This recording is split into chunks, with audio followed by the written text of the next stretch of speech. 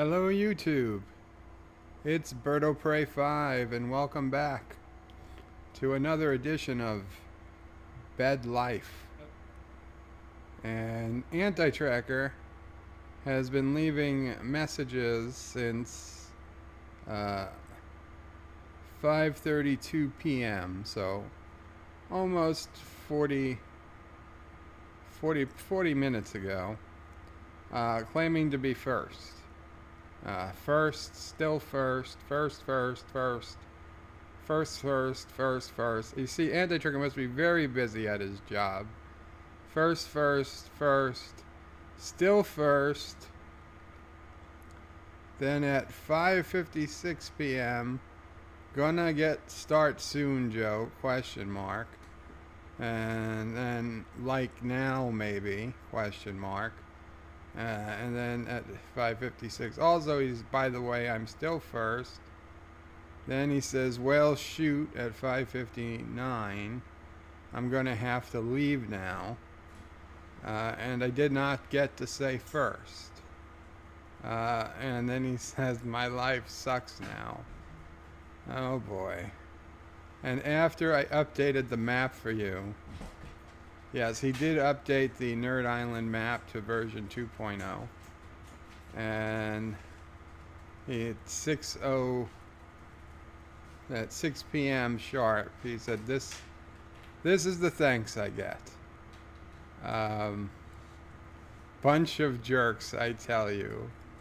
And then at 6:01, he says, still having nightmares about Joe bent over in the shower on my FaceTime. Oh my God. So, John the former peasant, AT has diarrhea of the chat. John the former peasant, you are the official first person in the chat since I've gone live. Welcome to the top.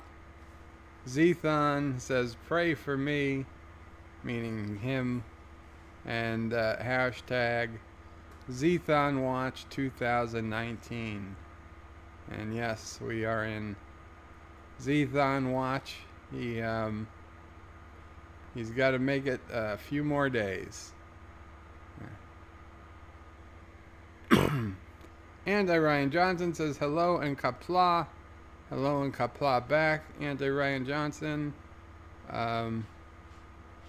John the former peasant says, yay, first, suck it, pots. Indeed, in fact, I don't even know if Thomas is here yet. I hope he is okay. Maybe I don't know if he got back from Washington yet, or maybe he's out and about, you know. It could be that rare time he's between work and home where he can't log in immediately. Didn't do it on purpose. I was planning on starting sometime between 6 and 6:30, and took a few minutes longer than I could have, because I wanted to try something that seems to have made a slightly better picture than usual. So that's good. I mean, granted, it's not as nice as Anti-Tracker's dedicated green screen, but what would be? I mean, it's not a place I can put a full-time green screen, because it would literally block the main entrance to my house. And I don't want to have to do something that every time I go on, Mom's got to spend 15 plus minutes setting up a green screen. It's not as simple as just throwing a green cloth over something. Unfortunately, the light has to be right, the shadows have to be right. But we'll make do. I'm good with this type of quality. And this isn't this is not a high production value stream. We're really here for the content. Luke Farvark says, hello everyone. Bonjour, Luke. Welcome to the stream. Always good to have you. And John, the former peasant, says, I'm watching Three Bald Guys right now. You are. Although, if Darmok's race doesn't have hair at all, is he really bald? Is that a description you would use for a hairless race? I don't know. John says, Fee Fi Fo Fum smells like the blood of a Frenchman. Howdy, Luke. I don't think that's how that rhyme goes, but it's close enough. Yes, so Darmok and Jalad and Tanagra, if you didn't notice, the new shirt. I mean, I know it's not a new shirt to everybody else, but it is new to me. It is, of course, the concert-inspired shirt of Captain Picard and Darmok playing at Tanagra, and I believe there's the date the episode first aired, which is September 30th, 1991. So yeah, quite the nice shirt for people who get it, and for people who don't, who cares?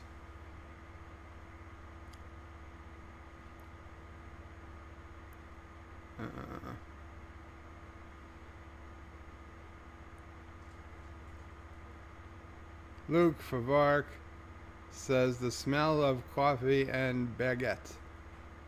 Flaky croissant, says John. John Araki, welcome, John. Glad you are here, because yes, I think I will get. I know I've got 2 songs I've got to get to that have been in the queue, and today seems like the right day, John. So we'll probably get those out of the way now that you're here. Brian McFarland says, hi-de-ho, everyone. Hi-de-ho, Brian. Welcome to the stream. And I want you to know I value you. I know you have a choice in your live streaming on YouTube. There were, I don't know if they're all going still, but I know there were a number of people live streaming this afternoon. I got all different types of notices, emails, Nerdrotic and Trek Yards, and I'm thinking people I forgot. No disrespect, but there were so many that came in the last 2 hours. I do value the fact that you've chosen to live stream with me, and we will do our best to get you to your destination safely and on time. I think that might have been something I copied from a pilot once, but you know, it applies. It applies.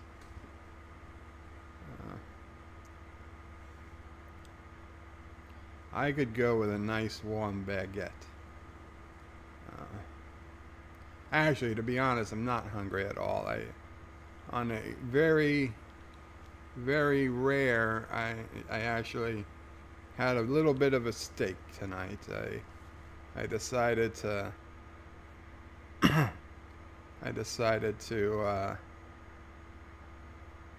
spend a couple extra bucks and ordered the steak and shrimp from a local restaurant.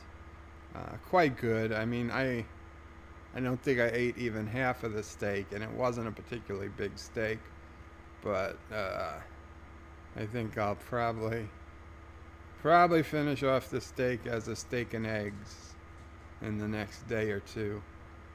Either breakfast or maybe as like a dinner steak and eggs.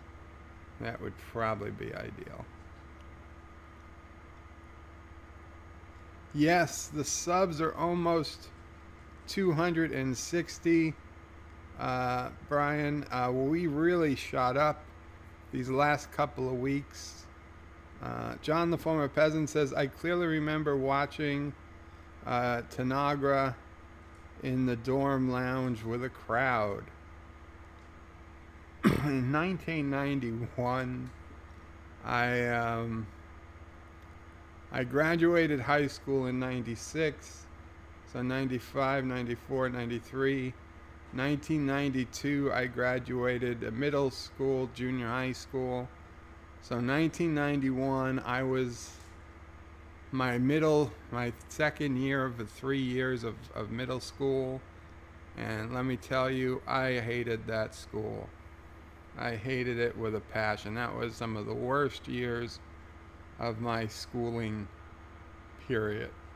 So I don't know, I doubt I watched the episode live. I really didn't get into watching Next Generation live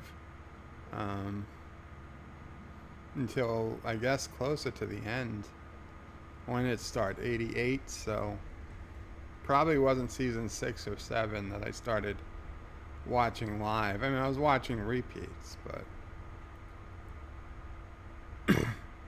and yes, the subs have taken off, especially since I started doing these videos on Dissenter, which I don't know how many of you have actually caught, but Dissenter is this add-on to your browser that lets you just comment on any website, any place where you want to comment, but like comments are disabled or blocked, or you're banned for some reason. Like if you want to comment on a CNN article or comment on a YouTube video, but the YouTuber has either disabled the comments or keeps deleting negative comments.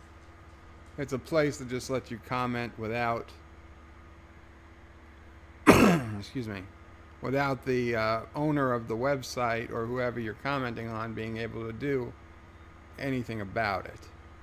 So the only catch, of course, is that the only way for people to see your comment is they also need to have Dissenter installed, or at least know how to use it. But it's fun. It's kind of like leaving secret messages in places. And when you see another Dissenter person that has actually commented on a page, you're kind of like, yeah, we're in the secret club. I mean, like, if you take the Rotten Tomatoes page for Captain Marvel or a lot of movies, I mean, granted, there's hundreds, if not thousands, of comments across Rotten Tomatoes, so that's not particularly special. But if you just come across an article in a local news source, or a web forum that's not particularly popular, and you see somebody's made a comment on Dissenter, you're like, wow, we're in this secret club that we can leave messages back and forth without them knowing it's happening. Although I fully expect that Dissenter's going to get more popular. And as I said in my last video, it's like Dissenter is like if your neighbor put up a billboard on their property that was completely legal, and the billboard had an arrow pointing at your house, and like every day the neighbor would write something on the billboard in erasable ink. And are you going to tell me you're not going to come outside and read what the billboard says that's got the arrow pointing at your house? Of course you're going to come out and read it. The curiosity would kill you. I mean, you might be able to resist for a day or a week, but you know, especially then you're going to see people lining up and taking pictures of the billboard, and like people are really like laughing and stuff, and you're gonna have to. No amount of self-control is gonna stop someone from seeing what the billboard says. Now, they might not tell you. Maybe they'll ask their friend to look and tell them what it says. But whether they come out of the house to look or they get the info from a friend, either way, they're going to find out. So they're going to read your comments, no matter how much they claim they're not. So, yeah. For the people who say, oh, nobody's ever going to read them, no, they'll read them. Just because they know they're there, they will read them.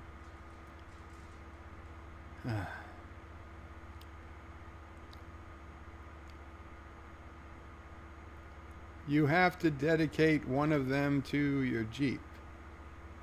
One of the songs to my Jeep? I missed that.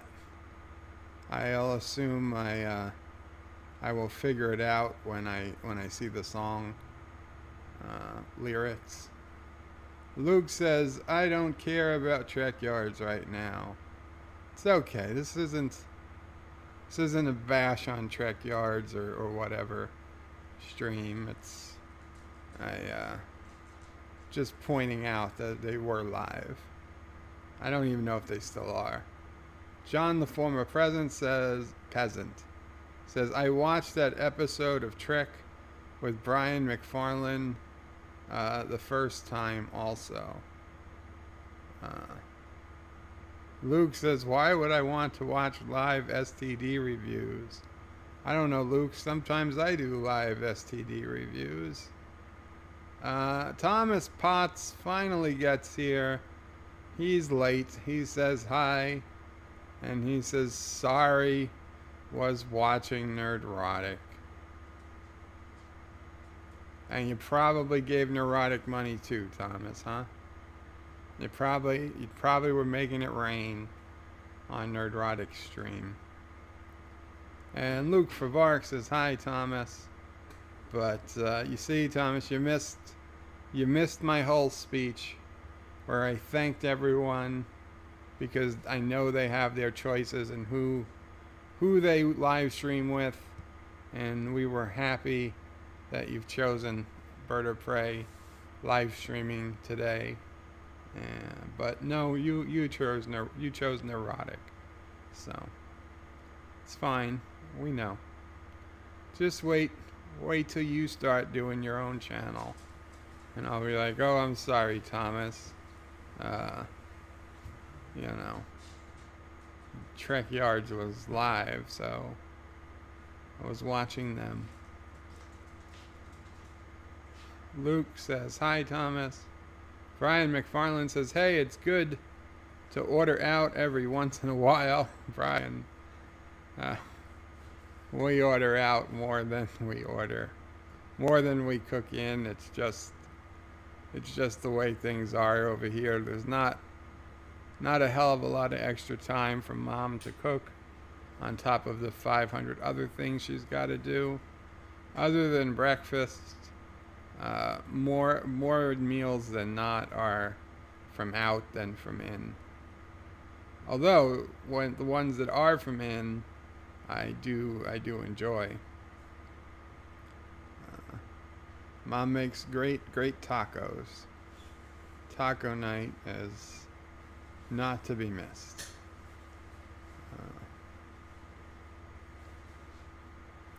Brian, John, the former peasant, says, hi, Tom. And I'm back. Thomas says, hi, Luke, and hi to John.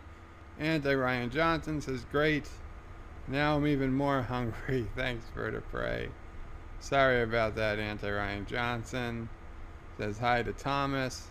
Luke says, in 1991, I was 2 years old. And Ryan Johnson says, now I feel even older. Yes, me too. Thomas Potts says hi to Ryan Johnson. John, the former peasant, says, am I the eldest here? It sounds like that. I'm 40, so you guys figure it out from there. Ryan Johnson says, depends what you consider oldest. I think we all consider oldest as the person who's been on Earth the longest. Uh, Thomas Potts says, well, I'm 8,733 years old, but I usually just use the last two numbers. Very, very interesting system there, Thomas. John, the former peasant, says, I remember being told Vietnam was over in kindergarten. Wow.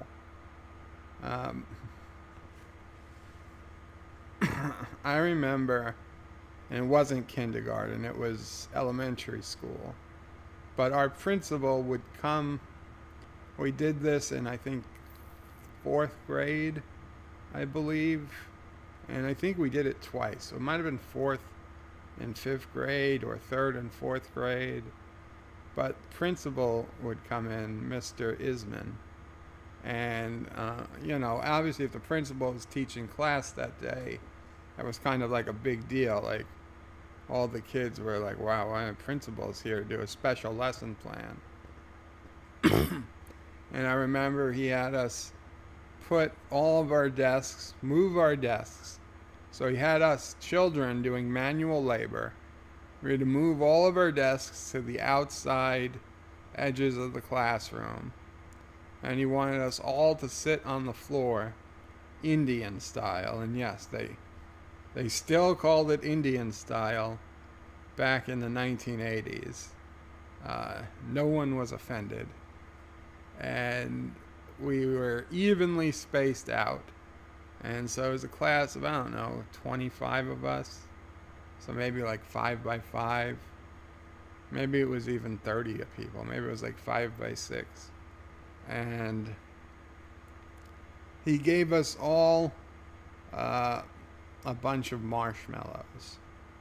Okay? And he was teaching us about nuclear fission, about how a nuclear reaction works, how a nuclear bomb works, and to teach us about fission and about how to build a nuclear bomb to third and fourth graders.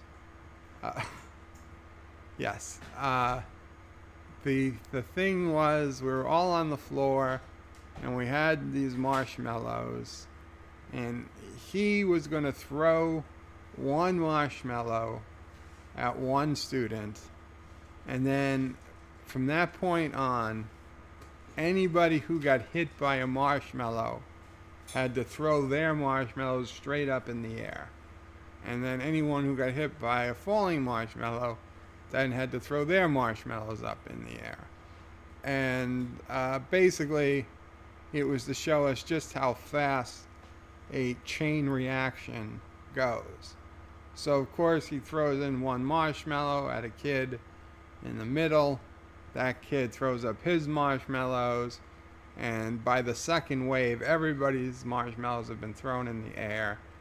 And the whole exercise is over in a couple of seconds. Marshmallows all over the floor. And he's like, and that's how you make a nuclear, that's how nuclear fission works.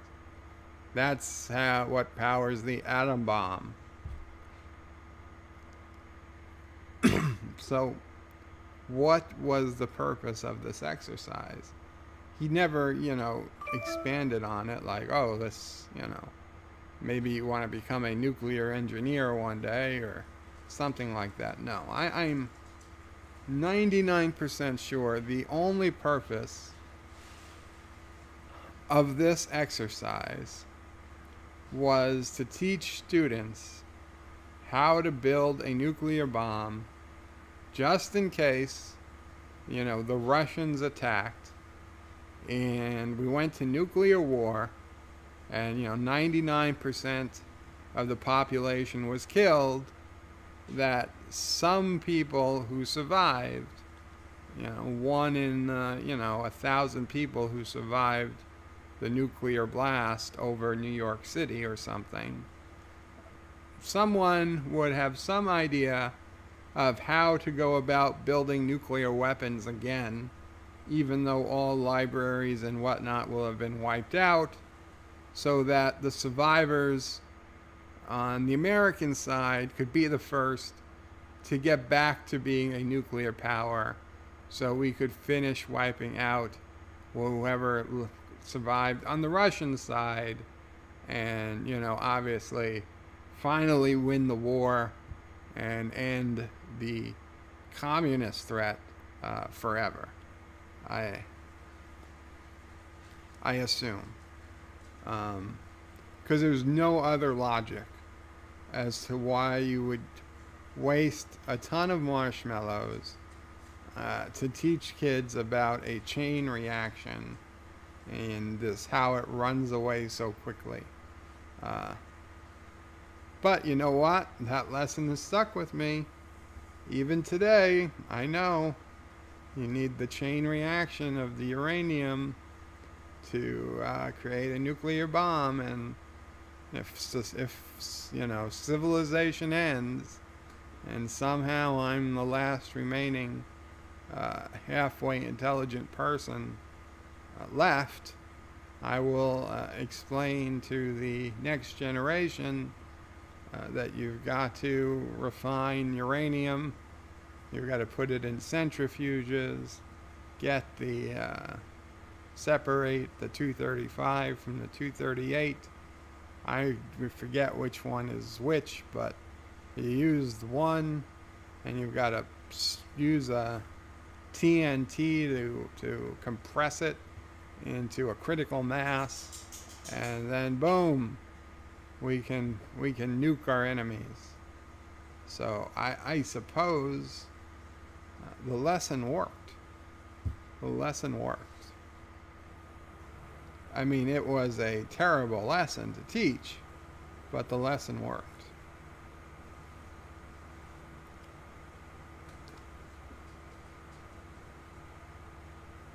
And Ryan Johnson says, I can't remember anything anymore. Luke says to Thomas, see, you come from Valahort, freaking pointy ears. Huh?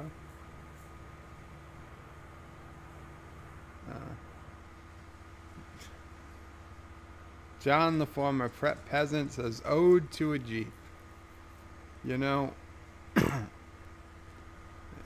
maybe, I don't know if today's the day for it, but I did a couple of odes in my life. Yes, as a high school student, I was quite the creative writer. I actually won a citywide. Now, a New York City is a pretty damn.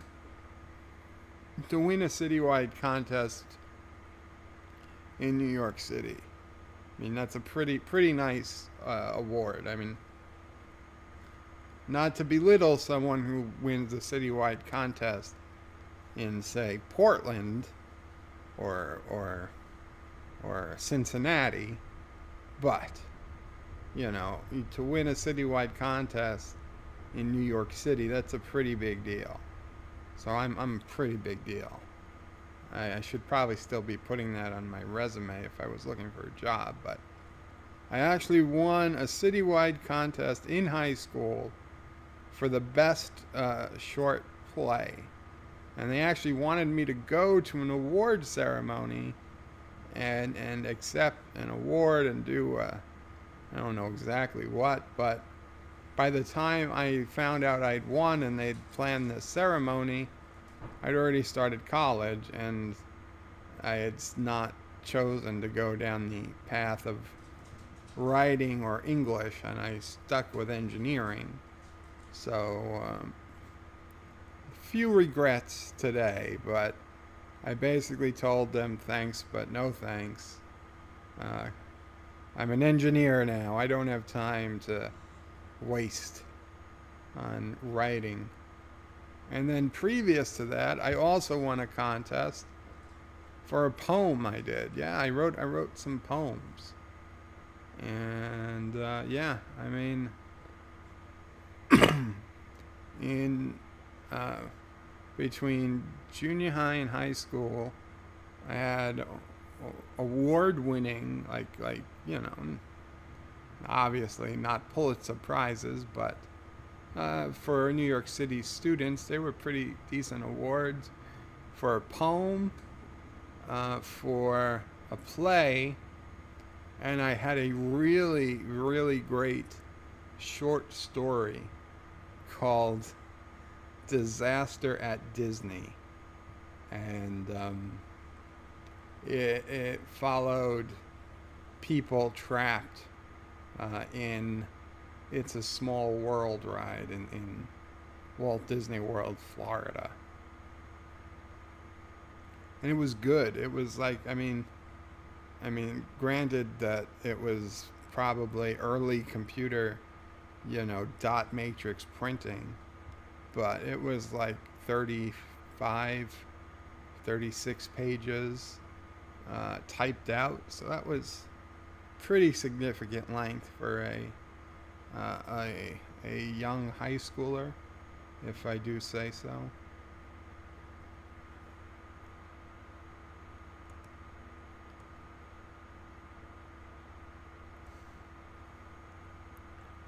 Thomas says, maybe. And Luke says, yes, sometimes you do, and you won't see me there when you do. Ah, Luke does not come to my live STD reviews. And Thomas says, no, I didn't give money. Hey, I left Nerdrotic when I noticed you were live. Okay, Thomas. You're forgiven. Thank you for choosing Bird of Prey for your live stream needs. Joseph Pararic. Joseph. Soka, his eyes uncovered. Subscriber 205 wishes you a good day. Thank you so much, Joseph, and thank you for coming. Ryan Johnson says to Thomas, did you hear the person asking Neurotic why AT like Captain Marvel? Oh boy. Thomas says, I don't remember. That's probably the best. It's probably for the best, Thomas. I'm kind of curious. What would Neurotic have even said? He probably should have just ignored that.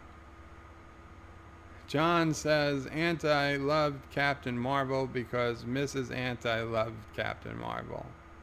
It's a good theory. John says, Mrs. Anti says which way the wind is blowing. John, the former peasant, says, today's fourth graders might be taught nuclear fission by Iran. Yeah, and I'm old and a downer. John, the peasant, also says, put books in the bunkers. Well, not going to help if they don't know how to read. Kathleen McManus, a.k.a. Derek, says, Anti-Ryan, yes, I heard that on Neurotic stream. Okay, well, welcome to the stream, Derek, and spill the beans. How did Neurotic answer? Did he answer? Schronemore, welcome. The only reliable way to disarm nuclear weapons is with a Magnum 45 at close range. It worked on Sledgehammer, didn't it? I can't say that I saw that, but sure, I'll take your word for it. Thomas Potts says, oh, he just an insane teacher, or he's just an insane teacher. Well, he wasn't a teacher, he was actually the principal of the school for quite a while. Ryan Johnson says, seems like the person asking the questions trying to insinuate that if you don't like STD or The Last Jedi, you shouldn't like Captain Marvel. John, the former peasant, says, Sledgehammer kicked butt. Did I mention I'm old? You did. Ryan Johnson says, I haven't seen Sledgehammer in forever. I haven't seen Sledgehammer ever. That one-ups that. Joseph says, maybe unpopular opinion, but I agree with Anti-Trekker on Captain Marvel. if you lived outside a SJW PC society, as I do in my Central European country, you look at the movie with different eyes. Well, that's cool. I'm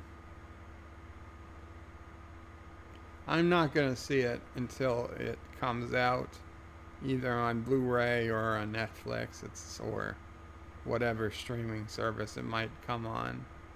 Not because I hate the movie or anything, but because honestly I haven't been to a movie since I've gotten sick.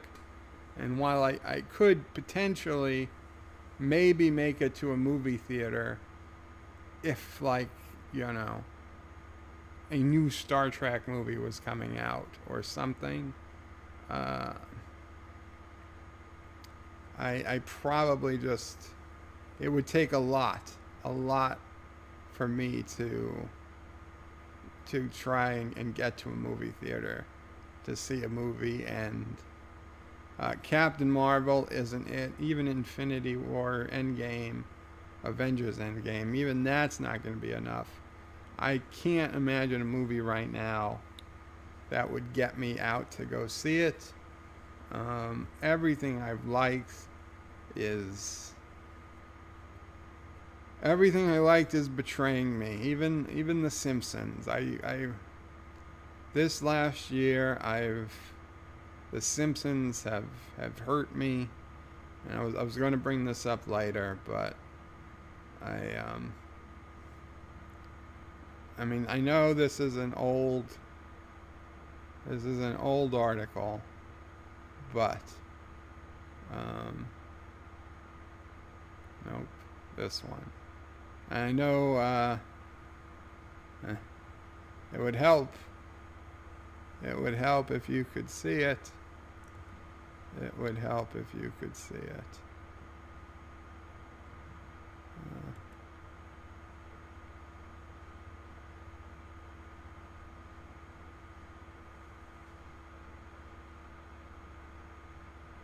Let's see.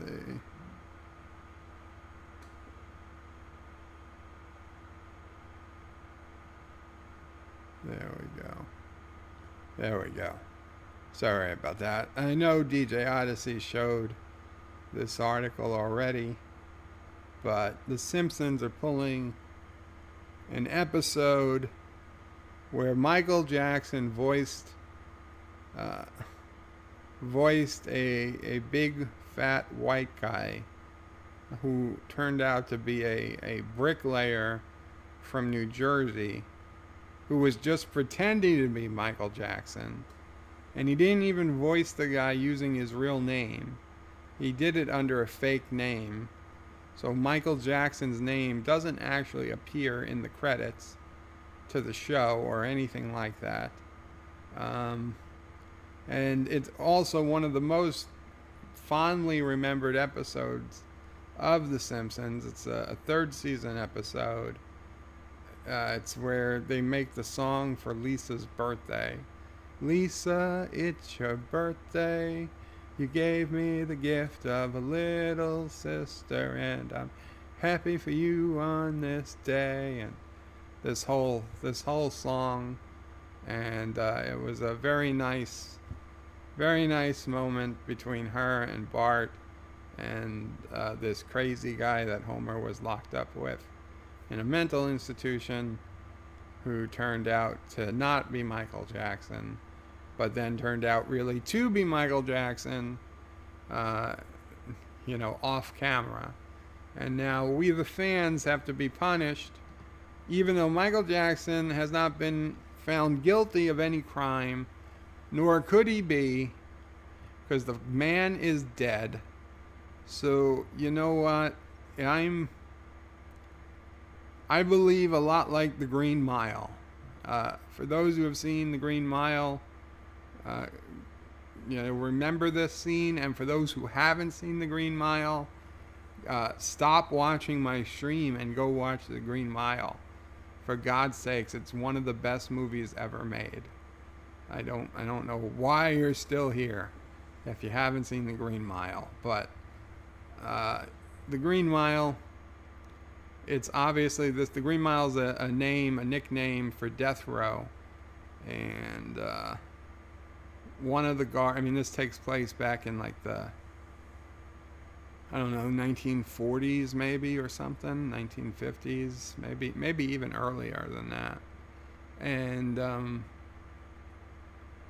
yeah, looking at the cars, I'd say maybe it was even 1930, and in like some backwater southern state, and town, not the state. Obviously was decent, but it was small town, a prison, and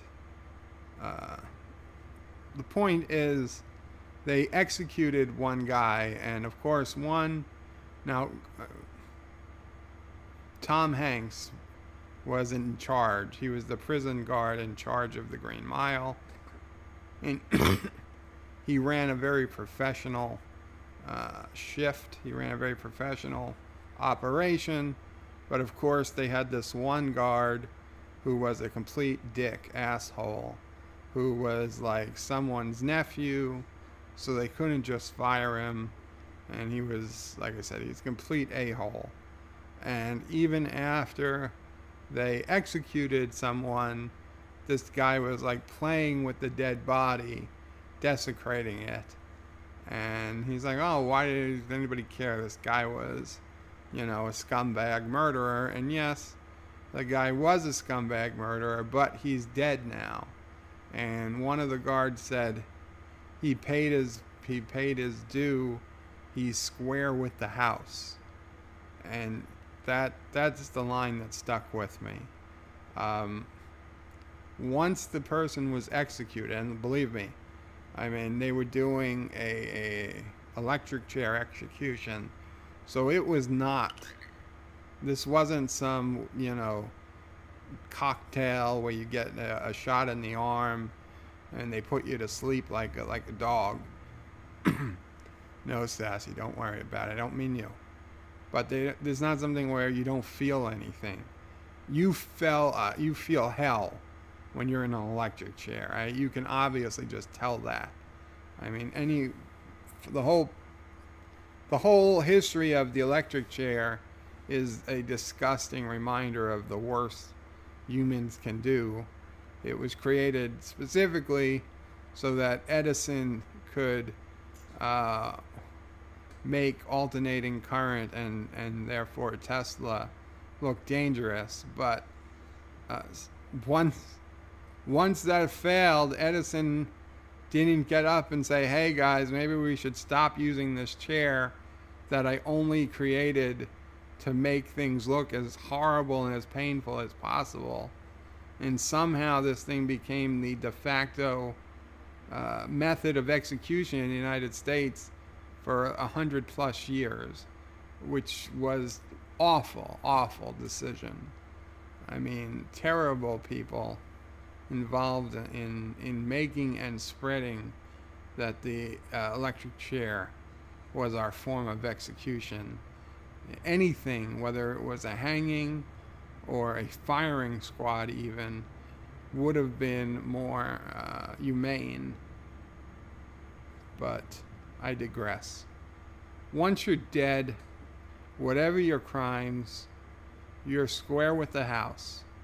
Okay? At least that was how they looked at it in the Green Mile, and I gotta look at it the same way. So whatever crimes Michael Jackson may or may not have committed, he was certainly not ever convicted of anything awful. As a crime, he might have been. I mean, let's face it.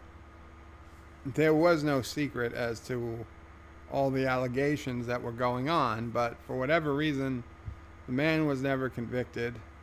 And so why do we need to pay the price?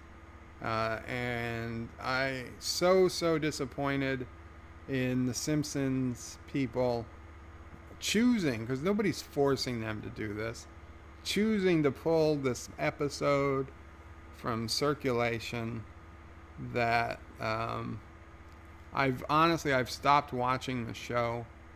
I more or less stopped watching it already because they didn't kill Apu, but they stopped giving Apu speaking parts.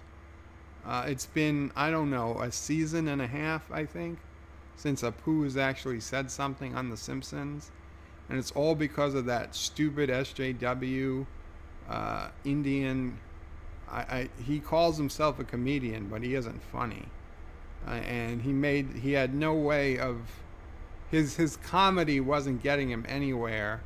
So he makes a documentary on why Apu ruined his life, ruined his childhood.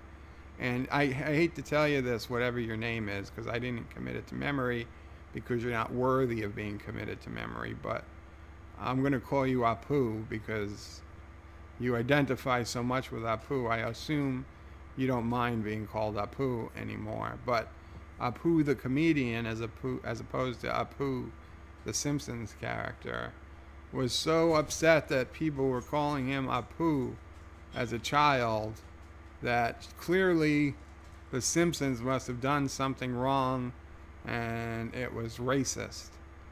Because had the Simpsons not existed, clearly nobody would have made fun of him for having an Indian accent, right?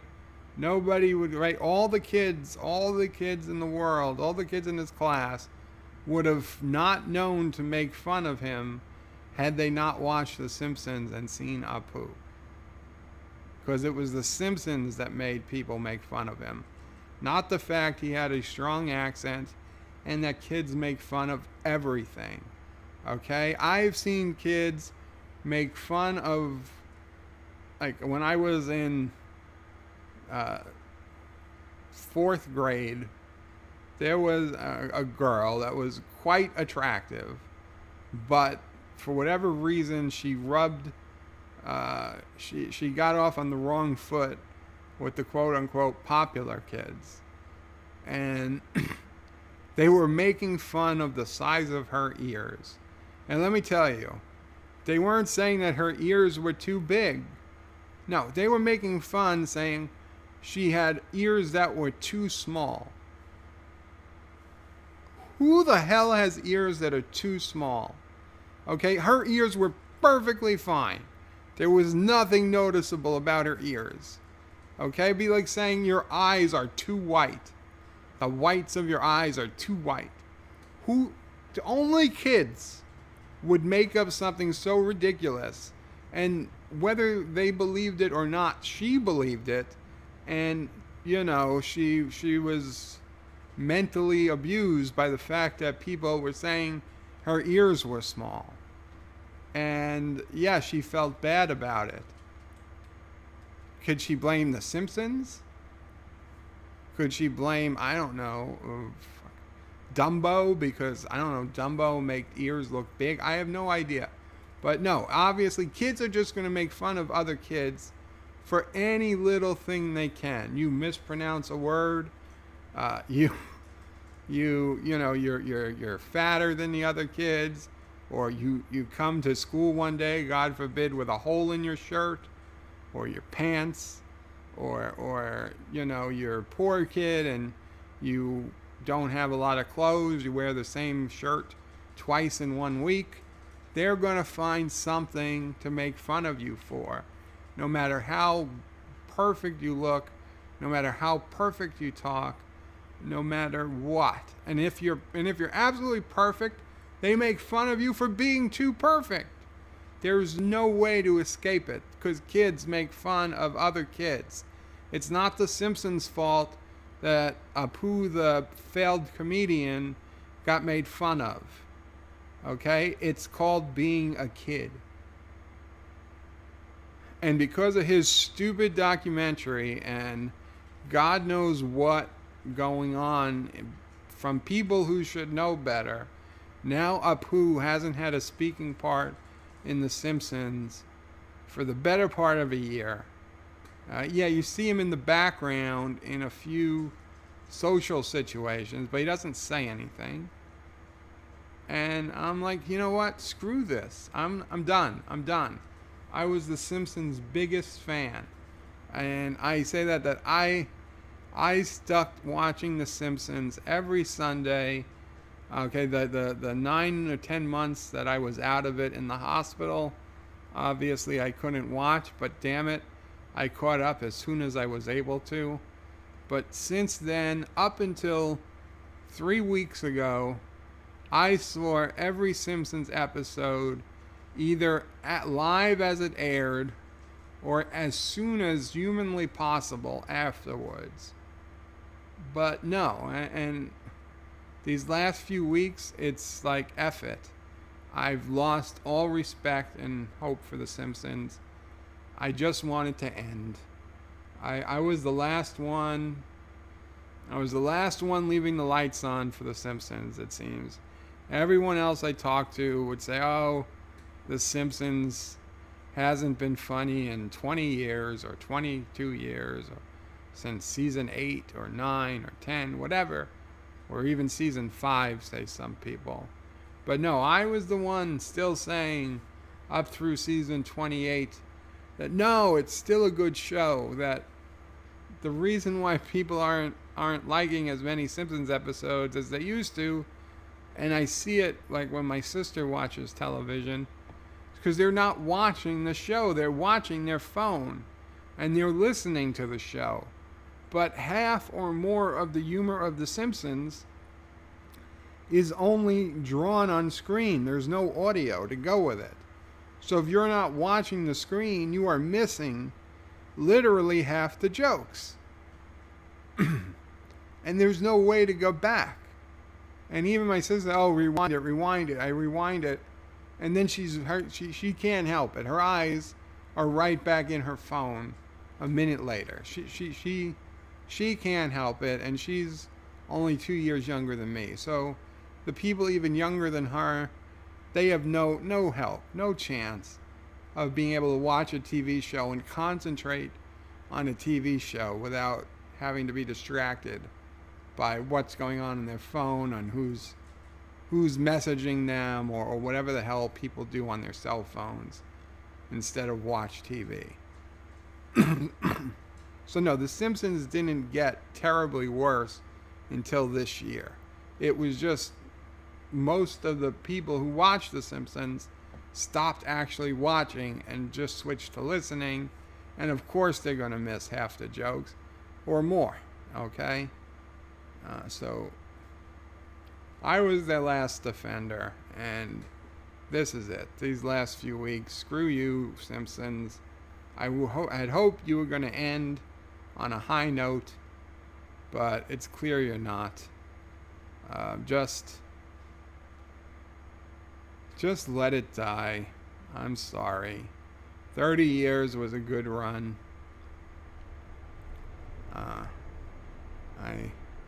I don't want you to destroy the show any more than you already have, and clearly,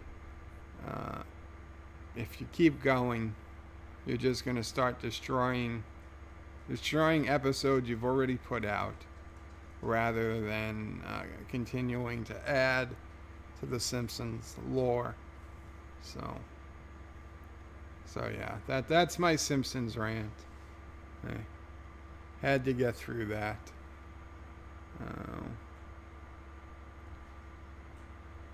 And I'm sure that gave me plenty of comments to catch up on.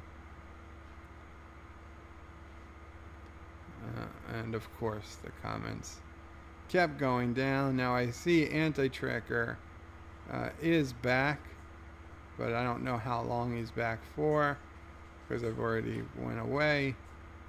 But okay, here's where it was. Ryan Johnson says, I haven't seen Sledgehammer in forever. Joseph says, maybe unpopular opinion. Oh, okay, right. But I agree with Anti-Tracker. Okay, I read that one. Thomas Potts says, Volahord?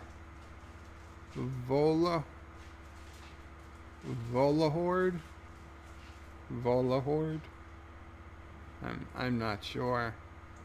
Schronmore says, there were episodes of Sledgehammer on YouTube. John the Former Peasant says, I was never afraid of Russian nukes back in the day. I knew that the Russians weren't crazy, and they hadn't already launched. They never would, because of mutually assured destruction. John, I gotta say that was pleasantly surprised after hearing and watching various like Discovery Channel, History Channel shows about how close Russians came to launching nukes, because their system mistakenly thought that we launched our nukes, and that the Russian people who actually had to make the decision to launch the nukes just couldn't do it. They wouldn't do it, even though everything told them that by all logic they should have launched the nukes because US nukes were incoming. They either were very confident that there's no way we actually did launch the nukes, or perhaps even had we launched the nukes, they would rather not destroy the entire world, even if it meant they got attacked. For whatever reason, I have to hand it to a lot of the Russian. It seems like it was more than one, more than two. It seems to have happened several times over that Russians should have launched their nukes had they been listening to their systems, but by the grace of God, or by the chess logic thinking people that manned those missile silos, they refused to launch.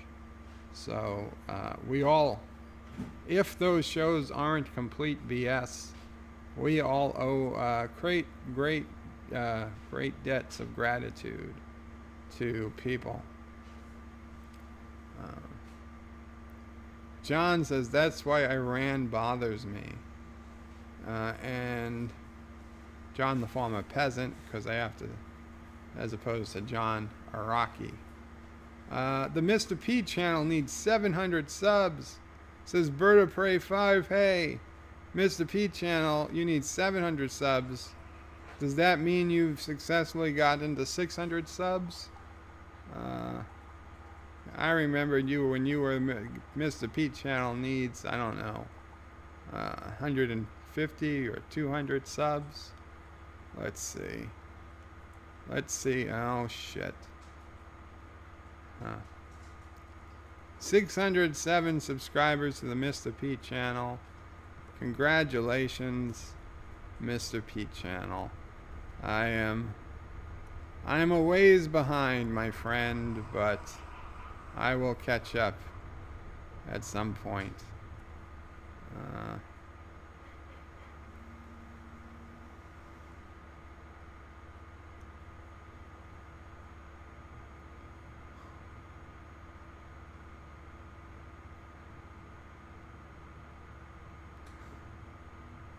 Okay.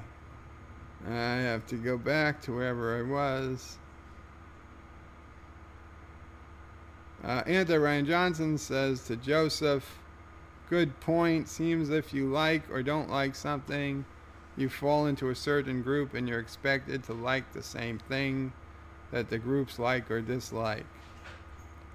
Mr. P channel needs 700 subs.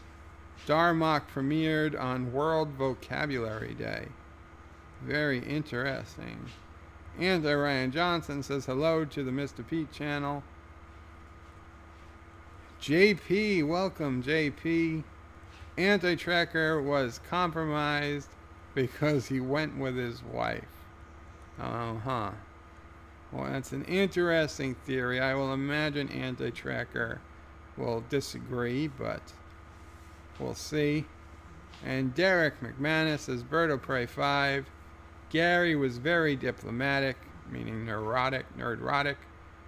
Pointed out that Anti-Tracker was a friend of the channel and that everyone was entitled to their opinion. Well, that's a nice way of doing it. Thomas Potts says, there have been several Marvel movies I've missed in theaters. Mr. Pete Channel says hi to Ryan Johnson. Anti-Ryan Johnson says to McManus that Nerdrotic was definitely diplomatic. Much respect. JP says might as well address it now. All the soul was sucked out of the Simpsons a long time ago. Now they'll be voicing over Apu with a less stereotypical Indian voice. I mean, are they even going to let Apu speak again? I'm not opposed to changing actors. I mean, God knows the voices of every Simpsons character has changed tremendously over the years. If you go back and you listen to a season 1 episode, God, the voices, I mean, the voices and the looks of every character have greatly changed, okay? I mean, if Apu came back with a different voice, it wouldn't really upset me, because honestly, characters come back with different voices all the time, and I barely notice until I watch an old episode and say, hey, that's not what Marge sounds like anymore. So yeah, it wouldn't bother me, but it does bother me that they've just completely taken him out of any speaking part. And you know who they brought back in? I forget his name, but Seamus, the one-armed guy who runs the army surplus store. Now, I loved his character, don't get me wrong. I was very annoyed that they had kind of written him out of the show. But the reason they did was because they had Apu. And they both basically played the same character, the small business owner. And I mean, other than his Indian Hindu heritage, pretty much any role that didn't deal with religion that Apu was in could have been the guy. I think his name is Seamus. Whoever he is, the one-armed guy. You know, he could have been the one who got married, but he wasn't. He's the one... I think we saw him perhaps for the last time, other than in the last few years, on the episode where they were all vigilantes. But it was like 20 years, I think, between the last time that guy had a speaking role, and maybe even longer, between the last time that guy had a speaking role and the time he had a speaking role lately. And he was 100% came back because they needed to replace Apu in certain roles. And as much as I hate to say it, he was the Apu replacement. So, yeah. John Araki says, never wear pink to work. Yes, Homer Simpson definitely learned that. The Mr. P channel says, the only reason I vote Republican now is because they are now that party of free speech and anti-SJWism. Thomas Potts says, they found child porn at Michael Jackson's house after he died. Well, then he beat the system, Thomas. I don't know what to tell you. I don't care if they found what they found at his house after he died. It doesn't. There's no reason you should be taking down a TV show that he's had one voice. I mean, what did that Michael Jackson? What did he voice? 10% of that episode, and it wasn't even credited to him. It wasn't even credited to him. What about all the other people who worked on that show? Right? I mean, other people get royalties, I would imagine, when that show airs. Okay? You might have somebody who worked on music just on that show, and now they're not going to get royalties because Michael Jackson who's been dead for 10 years. Somebody makes an HBO documentary about Michael Jackson 10 years after he's dead, and all of a sudden people want to go back and rewrite history to write Michael Jackson out of history?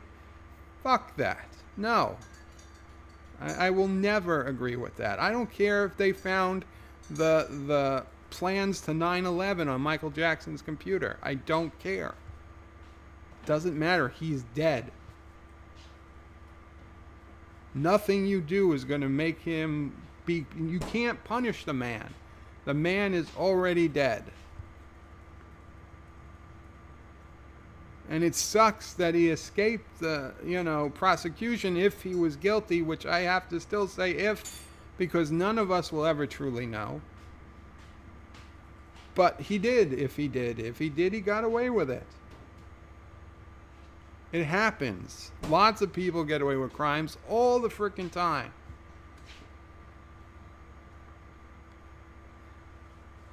John Meyer says, Apu would be a welcome neighbor anywhere, barring all the kid noises. Yeah. Apu would be welcome. The 8 children, maybe not. Joseph says, funny thing is that MJ did the voice but did not sing the song due to contractual restrictions. Now that is funny.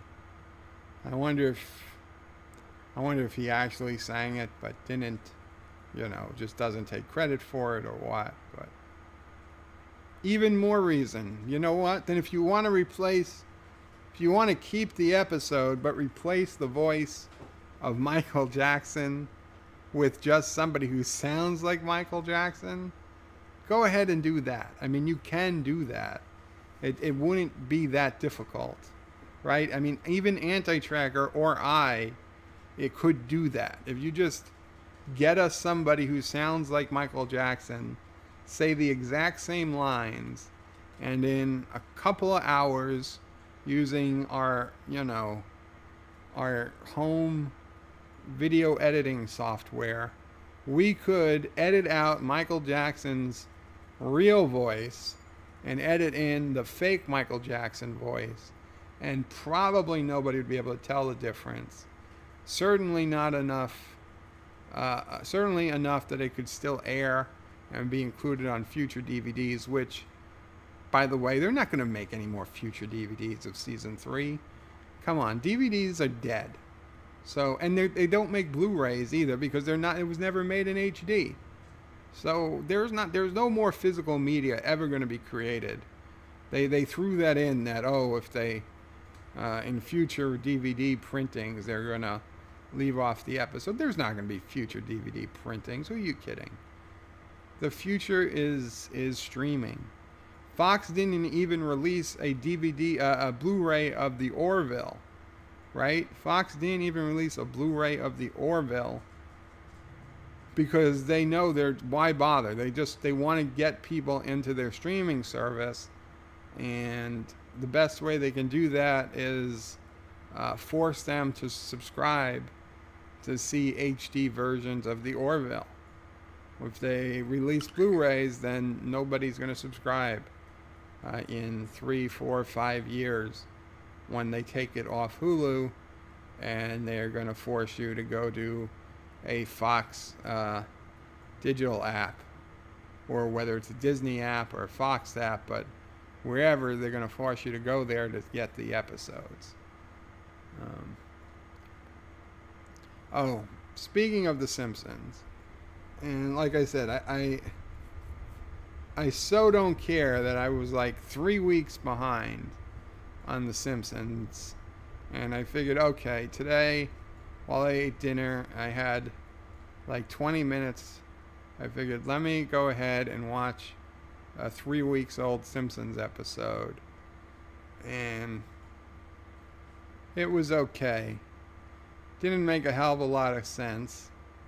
Comic book guy had this fancy car that Homer accidentally was given by a valet, and drove it anyway, even though it wasn't his car.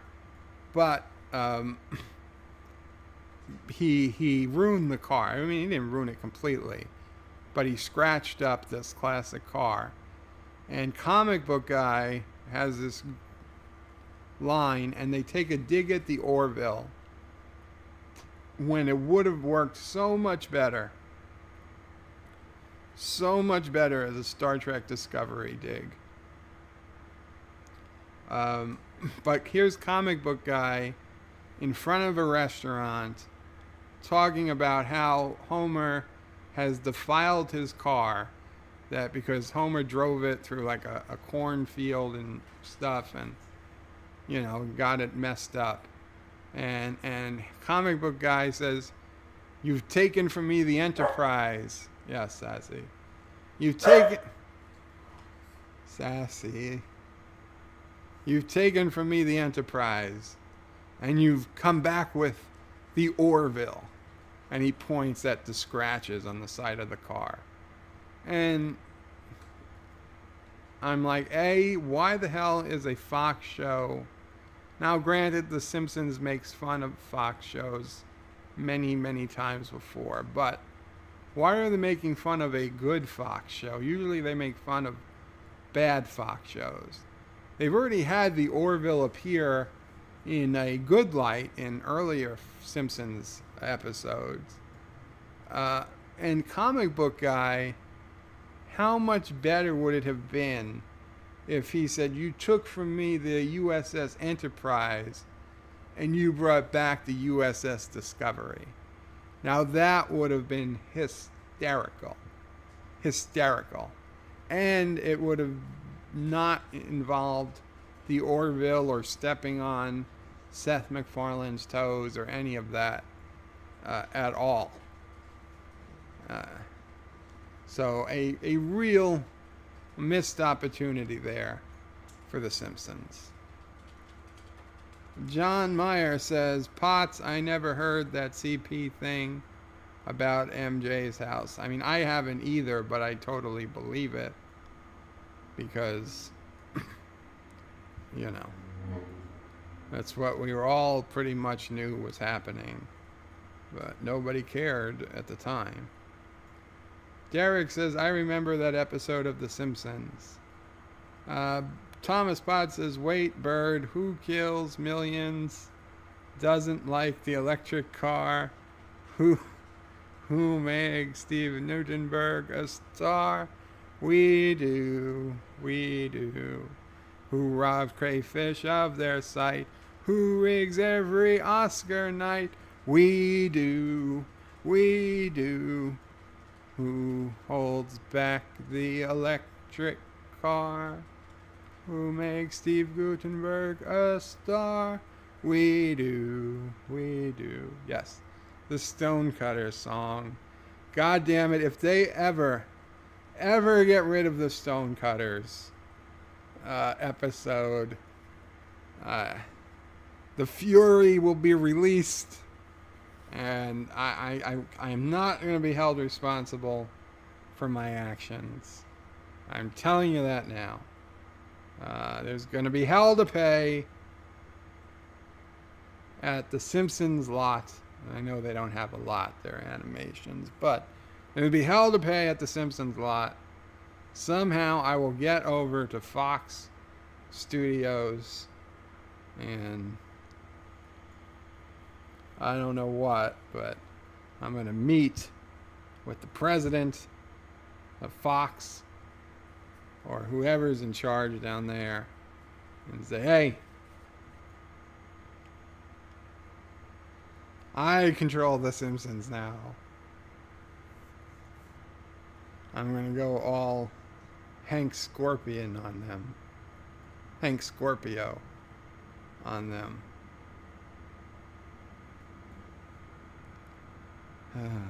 We do.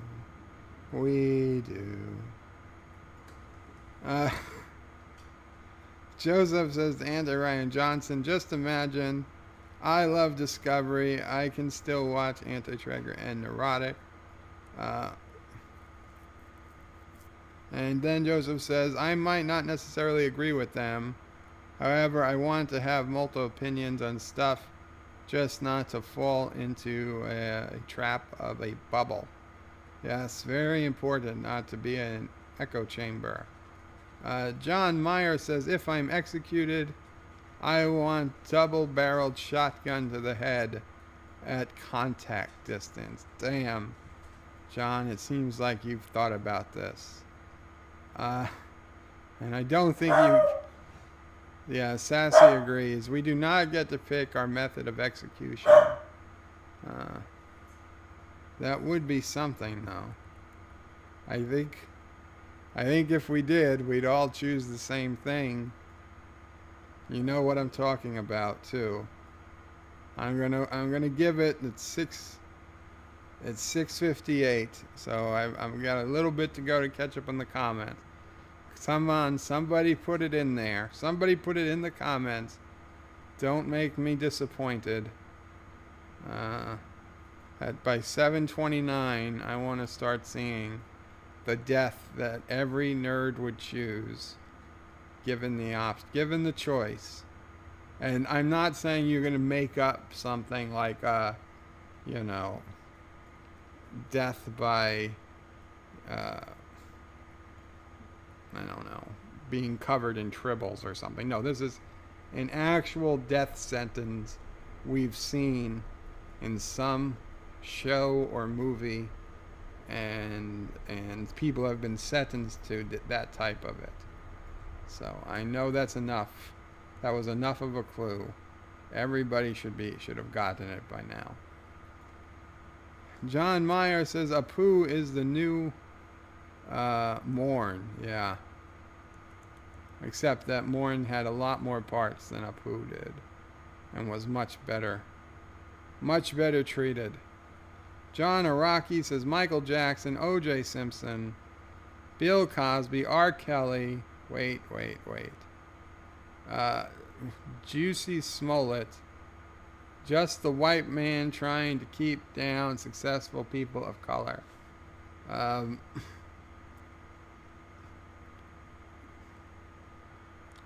Well, yeah. Okay. I mean, OJ was eventually convicted of something.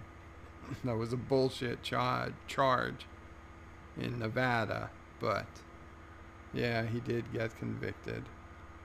I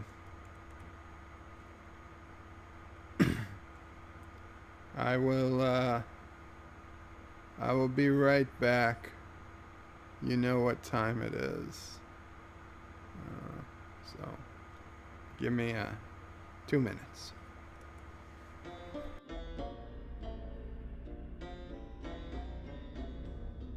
Yeah, couple of good old boys, never meaning no harm. Just something, been in trouble with the law since the day they was born. Making their way the only way they know how. That's just a little bit more than the law would allow.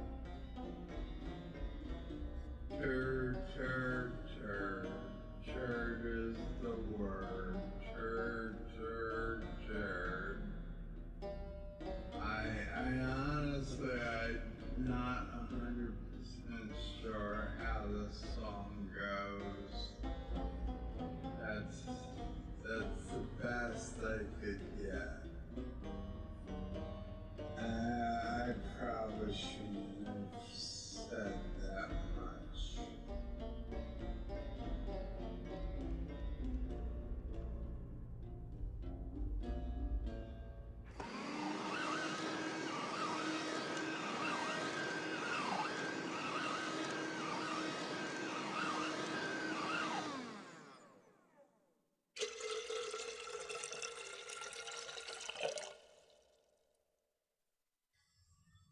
Yeah.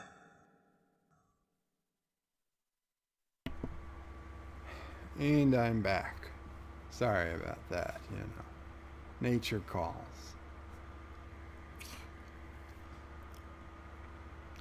John Meyer says they would have called him Mogi, Mooley rather than Apu. Okay, Mowgli rather than Apu. Anti-Tracker says, fun story. Welcome back, Anti-Tracker. Fun story, Mrs. Anti-Tracker has very small ears, and I always joke that her ears are almost human. And Thomas Bott says, hi, Anti-Tracker. And John Meyer says, the kids accused her of not being a Ferengi. Yes, they made fun of her lobes. She doesn't have the lobes for business.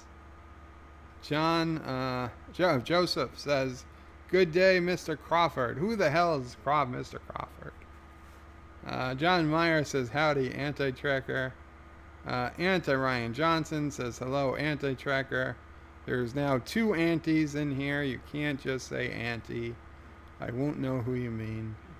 The Mr. Pete channel says, Simpsons will never be canceled. Oh, they're going to be canceled, all right. Now that I'm not watching them, they lost their last viewer. Anti-Tracker says, hey guys, working so I can't focus on the stream that much, but wanted to say hi. Thank you for saying hello, Anti-Tracker. I see you've put out a video. I'll have to watch after this is over. John Meyer says, eventually the Simpsons cat will die or be overpaid. The Simpsons cast will die or be overpaid. I mean, they're already overpaid. I think the guy who voices Homer, I mean, gets an ungodly amount of money to utter, what, 10 minutes of words a week. I mean, he probably comes in, what, once a month to do all the episodes for that month. And that only is like, what, 6 months of the year? So, it is an absurd amount. I've heard the amount, and it was unbelievably high amount. At least the Big Bang actors who make $1 million per episode actually have to physically appear in the episode and have to do more than read lines. They have to actually act and be, you know, seen on camera.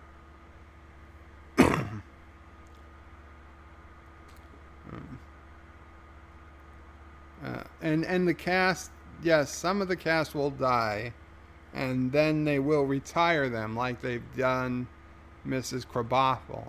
And I don't think if they knew the show was going to go 30 years, they would have retired Troy McClure and the other Phil Hartman characters. At the time, yes, it was a very touching tribute, but I think they thought, what does the show have? Another 2-3 years left in it tops anyway. I agreed with them at the time that, yeah, let's fine, we'll kill off his characters, because we were all depressed. So depressed that the Phil Hartman was killed by the patriarchy, right? His wife killed him. Somehow that's the patriarchy's fault. And he was taken from us. Obviously, great comedian, great member of The Simpsons. Troy McClure made many of the best Simpsons episodes even better. And they retired the character after he was killed. But I have to say, after 10 years, I was ready for them to bring Troy McClure back. And they need to do something because, to be honest, they lost me. And if they lost me, there can't be many, if any, actual fans left watching the show. I was stuck through them through a lot. But these last few months, These last two big decisions, no. I'm done. Stick a fork in it.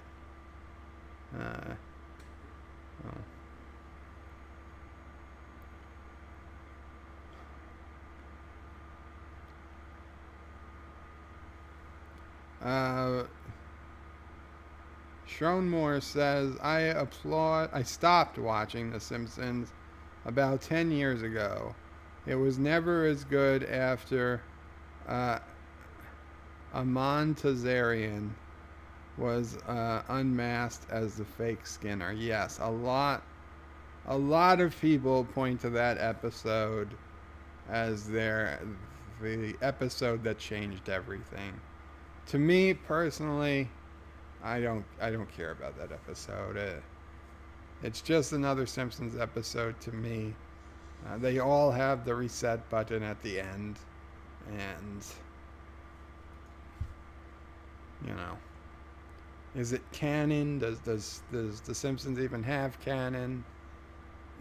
Does it matter? No, it was supposed to be a funny episode. I don't think it was a terrible episode,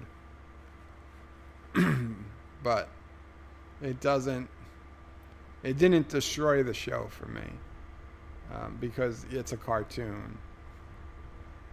Yeah.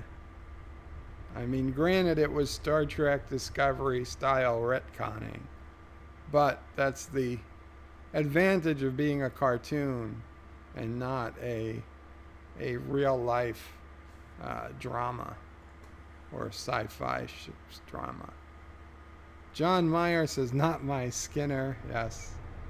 Anti-Ryan Johnson says, my wife does that. She wants to watch a movie with me and my son, but she's always has her face in her phone to ask what's happening. Yeah, I hate that. You're going to watch a movie or a TV show with me, put down the goddamn phone. Mr. Pete Channel says Simpsons contract lasts until 2021. Yeah, I'm not surprised, but it can just coast on fumes at this point, but I just hope they just put it to bed after that. Hey, Bird of Prey is only 45 minutes behind in the chat. Keep up the good work. Thomas Potts says, Bird of Prey ignores any signs of ignore any sign of nukes headed to Caroga. Your computers are malfunctioning. I see. And Mr. Pete Channel says, yes, he's at 607. And wow, I guess I realized just how far behind I am, because it seems like when I checked your channel, that was quite a while ago. Anti-Tracker said, I got quit. Oh, it got quiet. Did Joe fall asleep? Thomas says he's awake, and then a question mark. John Araki says, I wanted Anti's opinion. I'd ask Mrs. Anti, if I wanted Anti-Tracker's opinion, I'd ask Mrs. Anti-Tracker what it is. Wow, and John, Gary Nerdrotic is a good guy. We just disagree on Captain Marvel. A little on Captain Marvel. So Anti-Tracker's being very diplomatic too. Anti-Tracker, we want to see a fight, Anti-Tracker. Fight, fight, fight.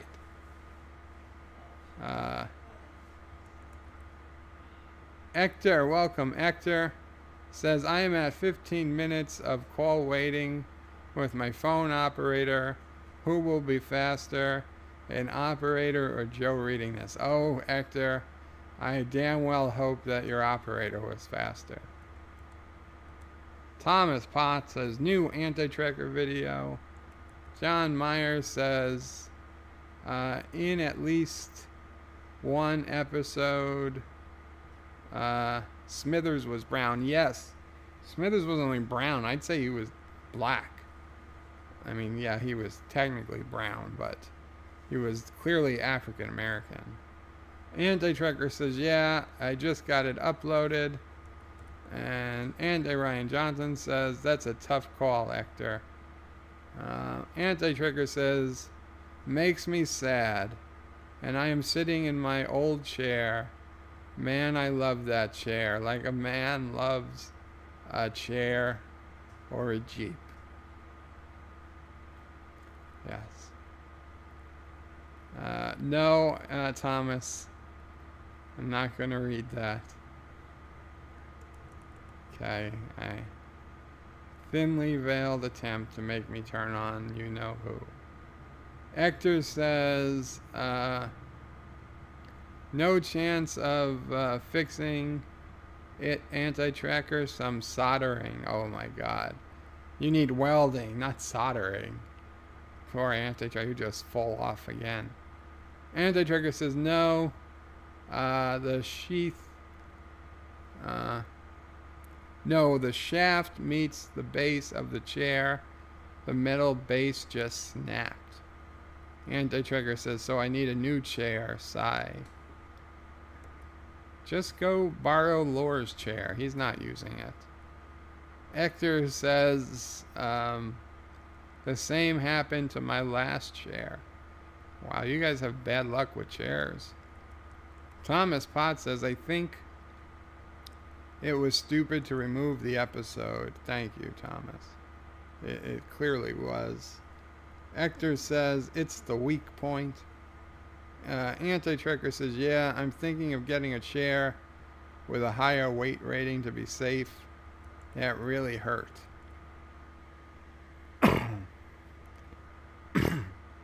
Hector says, still in call wait. Joe will win, it seems. Oh, I hope not, Hector. Thomas Potts says, have Lore sing Michael Jackson. Have Lore sing for Michael Jackson. Yes, if we replace Michael Jackson's voice with Lore's voice or my own in the Simpsons episode, can it stay on television? Ryan Johnson says that Hector, get Bird of Prey to try and say Rocinati, then stop him that'll stop him in his tracks. Anti-Trigger says, so Michael Jackson is deleted from The Simpsons. Kevin Spacey gets deleted from his last film. But hey, Roman Polanski is a hero. And Thomas Potts says The Simpsons season 13 to 17 and season 20 are on Blu-ray. They no longer make them. Well, yeah, because they might have been in HD. So if they were in HD, then they can be on Blu-ray. I mean, granted, you don't need to be in HD, but there's no point in being in Blu-ray if it's not in HD. Anti-Tracker says, F you, Hollywood. Yeah, F you, Hollywood. Thomas Potts says, only available digitally. Yes, that's the whole thing.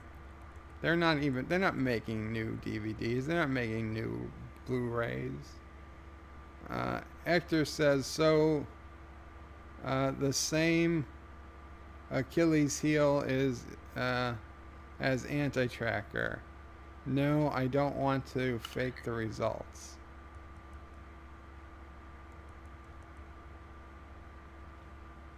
So the same Achilles heel as Anti-Tracker. No, I don't want to fake the results. I'm not sure. I'm not following.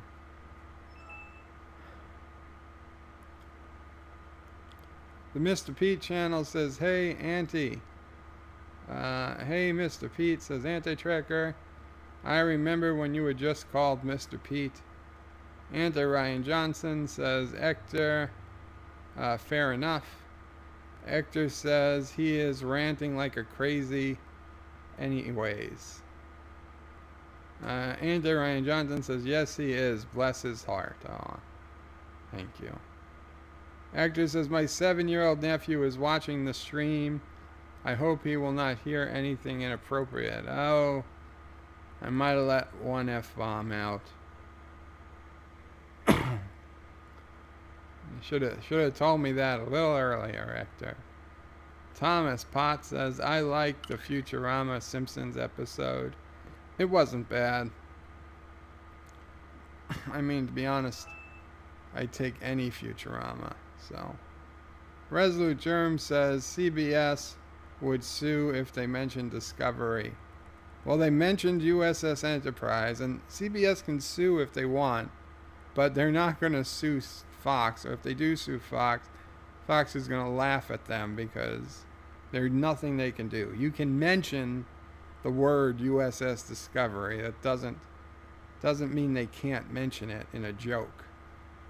Mr. Pete Channel says, I have to go. Bye, Bird of Prey. Bye, Anti-Tracker. Take care, Mr. Pete. I mean, they might sue you or me if I mention Discovery in some way that they don't like, because they know they can bully us because we don't have the money to fight back. But you can't bully Fox, so they would never bother suing Fox. They know they would lose. Hector says, bye, Mr. Pete. And Mr. Pete Channel says, bye, Hector. Anti-Ryan Johnson says, bye. Everybody's saying goodbye. Thomas Potts says, I have no idea how to spell it. Snoo, yes. Death by snoo. Very good, Thomas Potts. That is the method of execution we would all pick.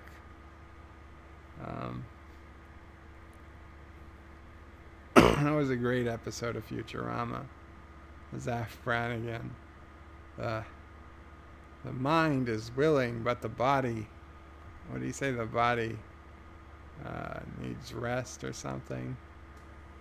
But just a great show. I see, I guess because Futurama ended before all this politically correct bullshit overpowered everything, I can still look back on it with happiness.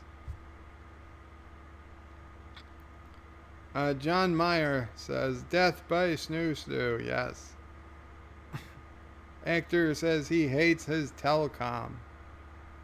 Joseph says to John Meyer, you literally took it from my keyboard. Derek McManus says, I can't believe you are talking about death sentences. Why not? We talk about anything. Schromer says, death by snoo, that's the way to go. Exactly. Resolute Germ, welcome Resolute Germ. We're not talking about death sentences, we're talking about snoo. It's another way of putting it. John Meyer says, Betty White was killed by snoo twice. That's right, Betty White played Femputer. Schromer says, if this comment hits the bullseye, the rest of the dominoes will fall like a house of cards. Checkmate. Yes. Yes, that was, I believe that was the Zaf Brannigan quote. Zethon says, this is it. This is the end for the Zethon. Pray for me. Zethon, you'll be okay, Zethon. You will be okay. I have faith you will make it to Sunday. Just, like I said, just stay away from the sushi, just in case. Right? You don't want accidental ingestion of poison fish. Poison fish, tasty fish. Oh.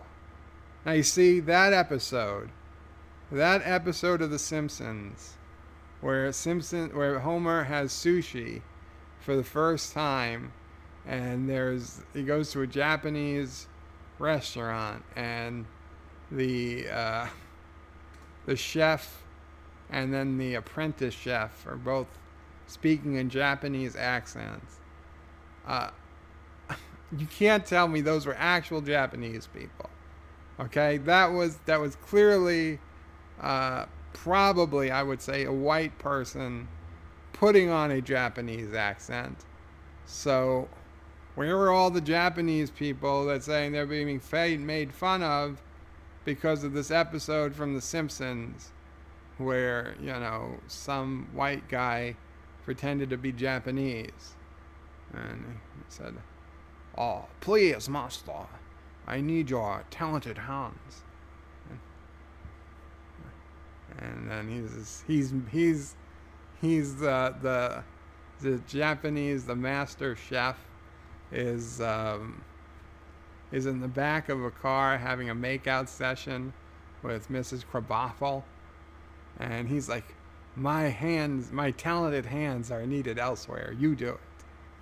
And the guy goes back to the kitchen, and he's got this book and it's a big blowfish, and it's blown up, and it shows all the places that are poisoned on the blowfish, which is like 98%, and there's just this little 2%, like between the eyes, if I recall, where it says, "Ooh, tasty fish."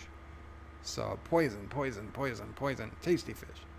So the guy goes to cut the blowfish, and it immediately deflates. So it looks nothing like it shows in the book, but he does his best, and he serves it up, and Homer eats it, and he's tried everything on the menu, and he's so happy. And then the master chef comes back in from his makeout session with Bart's teacher, goes in the kitchen, and he looks in horror when he sees the book open to blowfish, and he sees what has been cut from the blowfish, and they have a big fight in Japanese. You can't hear it. And he makes the guy come out, and he goes to Homer, and he says, "Very sorry. I think if you ate poison fish, and it's very possible you did, you're going to die or something."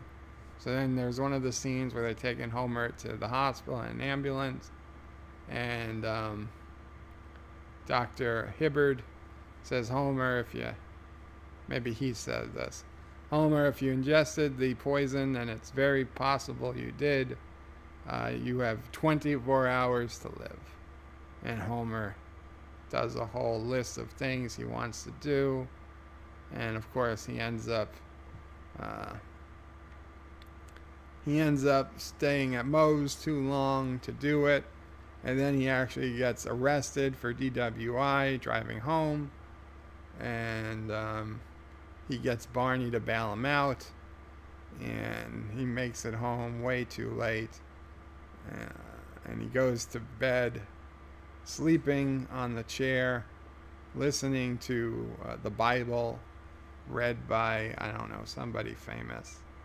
And he wakes, Marge comes down in the morning, sees him hunched over and drool coming out of his mouth, thinking he's dead, but she touches him, and he's warm, and she's like, "You're alive, you're alive," and he's like, I'm alive, and I'm never gonna waste another day again." And then the end of the episode, he's just sitting on the couch munching on potato chips, watching, I don't know, sports or something. So yeah, there was a great episode. So yes, Zevon, just avoid poison fish. Hector says, and the chat jumped. Anti-Tracker's not joking with this chat jumping around. Hector says, now that I notice Joe has small ears. Actually, they said I had big ears.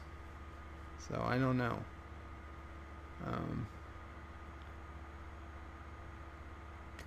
John Meyer says, I miss Troy McClure. That fishy pervert. Oh yeah, that was a great episode. Hector says, yeah. DJ Honesty says, hail Bird, hail DJ. Thomas Potts says, they mentioned Skinner's real name a few seasons ago. I remember in one episode, Lisa held it over him as like a blackmail, as like, you don't say anything, I won't say anything. And Skinner was like, I'm going to say it anyway. And she's like, oh, is that true, Principal Targaryen? And then he said, okay, you win. I'll shut up. Thomas Potts says, hi, DJ. DJ says hi to Thomas. Zethon says to Thomas, tell Joe I said goodbye. He's been a good friend all these years. That is the end for me. Oh, boy. And then Thomas writes, Zethon says goodbye. Goodbye, Zethon. Although I imagine you'll be around in the morning. Thomas Potts says, turn on who? John Meyer says, I'm starting to think Bird's reading problem is a matter of requiring the eye doctor. I'll be honest, I am sitting much further back from the computer than I normally am, and really that's just so you can see the shirt. I'd usually be a lot closer and I'd be able to read the text. You know what? I should let me just do that. Let me just increase the size of the browser. That will make life easier. There we go. I should have done that before. Zethon says bye. Turn on who? John Meyer says, I'm starting to think Bird's reading problem is a matter requiring an eye doctor. Hector says, Joe won. I'm still on call. Wait, screw it. I only wanted to pay an old debt. I would have. Joseph says, chair broke. No more live shows. Bad pun, I know. Rosinati. No. Rosinete. Don't confuse me, Hector. Hector says, hi, DJ. And then Hector says, oh, my nephew. And no F words. I'm sorry, Hector, I didn't know. And now I know.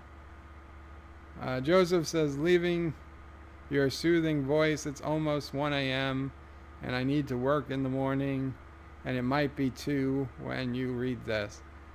Thank you so much for hanging out here, Joseph. I do appreciate it. Have a good night. DJ Odyssey says hi to Hector. Andy Ryan Johnson says for Joseph to have a good one. Thomas Potts says Beto announced he's running for president. Beto? Who's Beto? Thomas, who's Beto? I honestly don't know. DJ Odyssey says, see ya, Joseph. See ya, Joseph. Anti-Tracker says, you should have told me that a little earlier, he says, reading the comment that was sent to him an hour ago. Yes, but it was still after I said the F word. Thomas Potts says, lol. Hector says, I had a mayor called Beto, but I have a hunch it's not the same Beto. John Araki says, why you get so many first names, John? Why do you get so many fans named John? Must just be something about the name. Hector says, now I want a kung fu flick with Joe as the master. Anti-Tracker says, actually, Joe, it was George Takei. What was George Takei? Now I'm confused. Hector says Takei. Oh, who is Japanese? George Takei played the chef in The Simpsons. He played the master chef or the apprentice chef? Anti-Tracker, who is Japanese, yes. Hector says, how do you know, how you don't know his last name, Anti-Tracker? Shame. Thomas Potts says, oh my. See, but even I knew what he meant to say there. DJ Odyssey says, well, AT's keyboard sometimes sticks, so that might be why. That is true. Although he did get a new keyboard. Hector says, nah, that was his last keyboard, a Logitech G Series. Anti-Trigger says, you know I can't spell worth a darn. And now Thomas Potts is going to make me try and say a word that would set off you know who. Not going to fall for it, Thomas. Not going to fall for it. Resolute Germ says, you got anti-tracker. You got that anti-tracker misspelled. Damn. Uh-oh.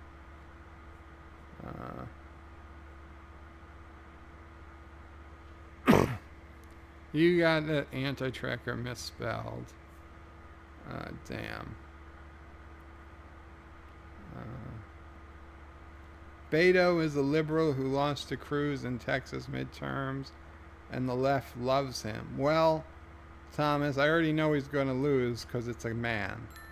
So, no men are going to win in the Democratic Party unless they are very, very ethnic. And even then, I'm not sure.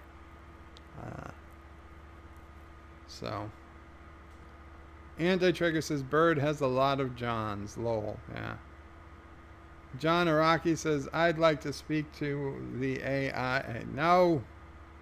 John Araki says, I'm so devastated that Anti didn't break his chair during a live stream. That would have been a memorable live stream. I don't want Anti-Tracker to be hurt by any means, but if he was going to get hurt anyway, what better time to do it than on a live stream? Richie Poole says, hey guys, I'm beginning yet another long drive home for work. Hello, Richie. What are we talking about today? Well, we've talked about the Simpsons. We've talked about how I think the Simpsons are done, and they should give up the show. We talked about the death penalty. We talked about death by Snoo, about how great Futurama was, about how the Simpsons missed a really good joke a few weeks ago, where they made a joke about the Enterprise in Orville when they should have made a joke about the Enterprise and Discovery. And Anti-Trigger says, wow, just wow.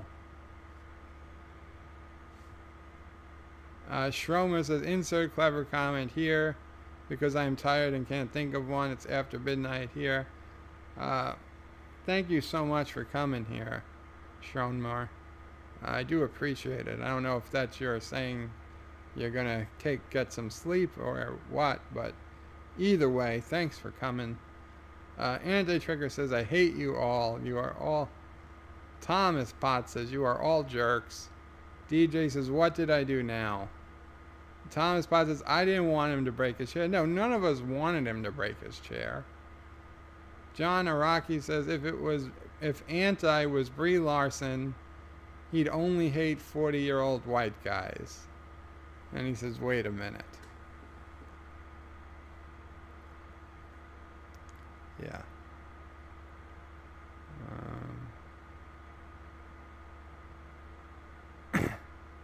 How do we fix this?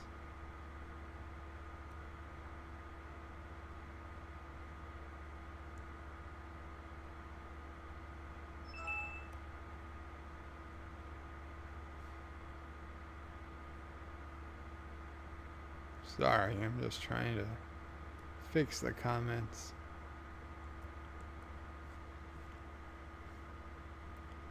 Resolute Germ says, don't complain if AT broke.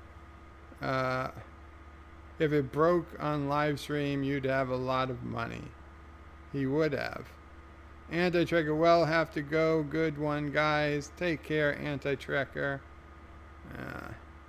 And that sounds like it's safe for me to sing. John Araki says, The Simpsons done that Mo Bart prank call with No. No. Hector says, what is Joe doing? I wouldn't know either. Schromer says, good, see you, anti-tracker. Thomas Potts says I'm not looking for a new Alexa. What time is it? Alexa, what time is it? It's 8:08 p.m. Yes, goodbye, anti-tracker. Okay. I'm not quite sure how to help you with that. I didn't ask you to say do anything.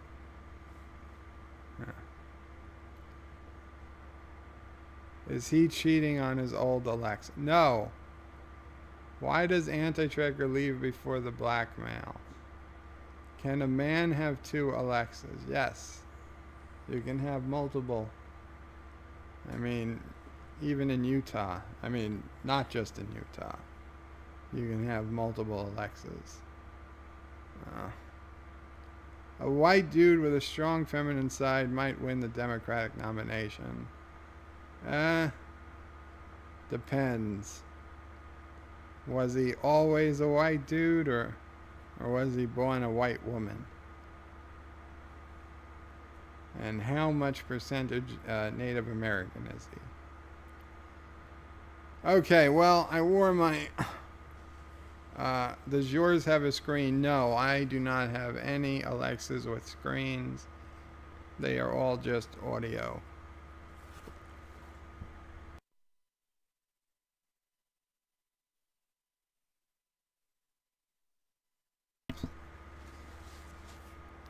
No, they don't get jealous. They actually have ways to work together. A gay guy could win if he had a black Muslim husband. I don't know about that, John. Strange, we never see Anti-Tracker and Brie Larson in the same place at the same time. Very interesting. So, yes, I owe John Araki some songs. 2, I believe. So, get your ears ready, people. And I will pull the computer closer. You get a nice good close-up of the face. And you'll hear me do some songs. So, okay, I'll be back to the chat in a... Oh, I gotta hook up the earphones, or else you're gonna hear the audio, and that would be bad.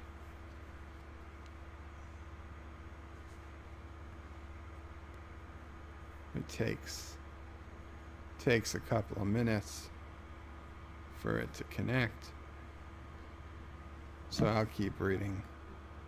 Uh-oh. You guys still here? Yes.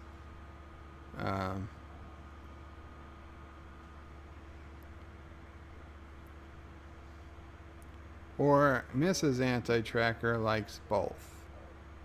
And DJ Odyssey says, John says you gotta dedicate the love song to your Jeep.